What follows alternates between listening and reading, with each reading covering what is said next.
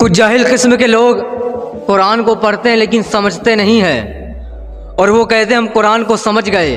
ایک بات یاد رکھو، قرآن کو سمجھنے کے لیے ہم ائمہ کے محتاج ہیں۔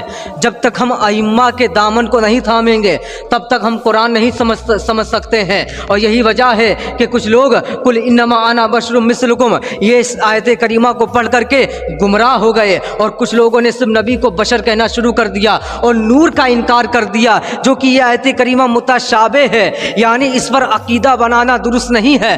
قرآن کی ہر آیت کریمہ پر ایمان ہونا چاہیے، لیکن ہر آیت سے عقیدہ نہیں بنا سکتے ہیں۔ متشابہ کا مطلب یہی ہوتا ہے کہ ہر آیت کریمہ سے عقیدہ نہیں بنایا جا سکتا ہے، ایمان رکھا جا سکتا ہے۔ اور یہ آیت کریمہ کس بنا پر نازل ہوئی تھی؟ یہ اس بنا پر نازل ہوئی تھی کہ جب مکے کے بڑے بڑے کافر اور مشرکین یہ کہنے لگے اے نبی، اگر آپ یہ کہہ دیں کہ ہم آپ کی طرح بشر ہیں تو ہم ایمان لے آئیں گے، تب رب نے یہ فرمایا قل انما انا بشر مثلکم، اے محبوب آپ کہہ دیجئے کہ ہم آپ کی طرح بشر ہیں، ایک نہ ایک دن تو یہ آپ کو نور مان لیں گے۔ اور یہی وجہ ہے کہ لوگوں نے قرآن کی اسی آیت کریمہ کو پڑھ کر کے کچھ لوگ گمراہ ہو گئے، اور قرآن خود کہتا ہے میں ایسی کتاب ہوں جو مجھے سمجھ کر کے پڑھتا ہے وہ ہدایت پا جاتا ہے، اور جو مجھے سمجھ کر کے نہیں پڑھتا ہے وہ گمراہ ہو جاتا ہے۔ یہی وجہ ہے کہ کچھ لوگوں نے اسی آیت کریمہ کو پڑھا اور گمراہ ہو گئے، اور لوگوں نے صرف بشر مانا، نور نہیں مانا۔ ہم سنیوں کا عقیدہ ہے،